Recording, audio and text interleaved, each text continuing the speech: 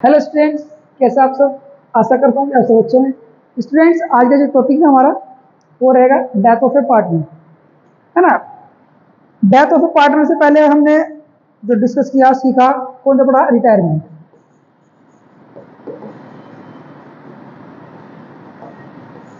Retirement of A partner हमने chapter को complete कर लिया, पढ़ लिया है। तो देखते हैं रिटायरमेंट और डेथ में, पहले तो देखते हैं कि क्या अंतर होता है। रिटायरमेंट का और डेथ का मतलब एक ही होता है, बस थोड़ा सा एक डिफरेंस होता है। डेथ में क्या होता है, इसमें ऊपर वाला अपने पास बुला लेता है ना। डेथ कहीं भी हो सकती है और रिटायरमेंट अपने हाथ में होता है, यानी कि साल को कंप्लीट करने के बाद पार्टनर क्या करता है, फर्म को छोड़ता है। लेकिन डेथ में क्या होता है, डेथ में तो जब भी भगवान से बुला हुआ होगा तभी क्या करेगा, जाना पड़ेगा, है ना। बस इतना डिफरेंस होता है, अदरवाइज बिल्कुल सब कुछ सेम रहेगा, ठीक है ना। तो देखिएगा, रिटायरमेंट और डेथ मैंने आपको बता दिया।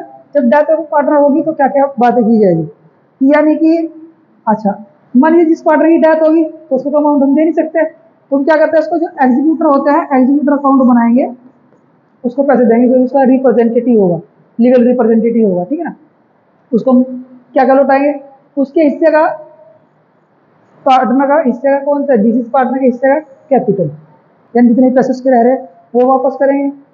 उसने अगर ड्राइंग की गई है तो उसकी कैपिटल को कम कर देंगे। इंटरेस्ट ऑन ड्राइंग जो भी डीड में लिखा होगा वो सब interest on drawing, interest on capital, share of profit जो भी था अकॉर्डिंग टू पार्टनरशिप डीड रहेगा। उसके हिस्से का आप क्या कर देंगे, ये शेयर ऑफ जर्नल रिजर्व, ठीक है ना। उसके हिस्से का प्रॉफिट एंड लॉस रिवैल्यूएशन, क्योंकि रिवैल्यूएशन अकाउंट बनाना पड़ेगा आपको, और इसके हिस्से की goodwill.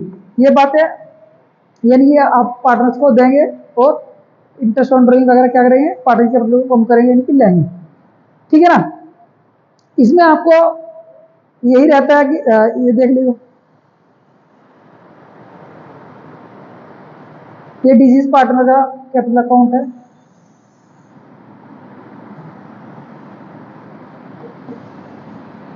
Disease partner capital account, जो जिसका ओपनिंग बैलेंस है वो पुट करेंगे क्रेडिट साइड, उसके हिस्से का रिजर्व। अगर रिवैल्यूएशन पर क्या हुआ, उसका प्रॉफिट हुआ तो बाई की साइड लिखेंगे, और लॉस हुआ तो टू की साइड पे लिखेंगे आप रिवैल्यूएशन लॉस। उसके हिस्से की गुडविल, उसके मरने पर क्या होगा, जो बाकी पार्टनरों को क्या होगा, गेन होगा, उस रेशो में बांट देंगे, गेन ही रेशो में, ठीक है। उसके हिस्से का प्रॉफिट एंड लॉस सस्पेंस, इसको समझ लेते हैं थोड़ा सा, प्रॉफिट एंड लॉस सस्पेंस क्या होता है।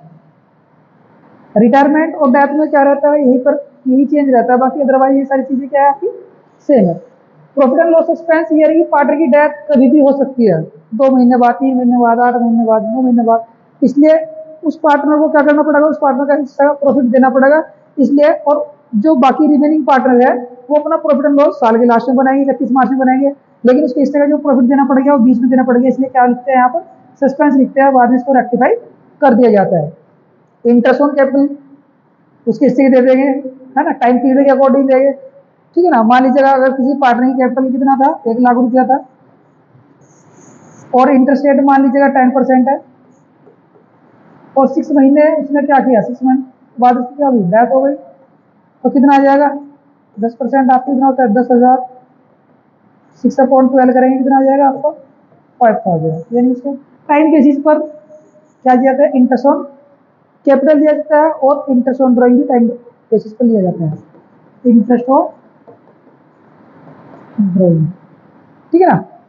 यहाँ पर बैलेंस शीट नहीं लिखेगा, आएगा यहाँ पर क्या आएगा, टू एग्जीक्यूटर, क्योंकि जो पैसे दिए जाएंगे उसके एग्जीक्यूटर को दिए जाएंगे, है ना। आपको बस ये ध्यान रखना है, बाकी आपका रिवैल्यूएशन सेम रहेगा, बिल्कुल सारे कॉन्सेप्ट आपके सेम है। आशा करता हूँ कि थोड़ा आपकी समझ में आया होगा। Okay student.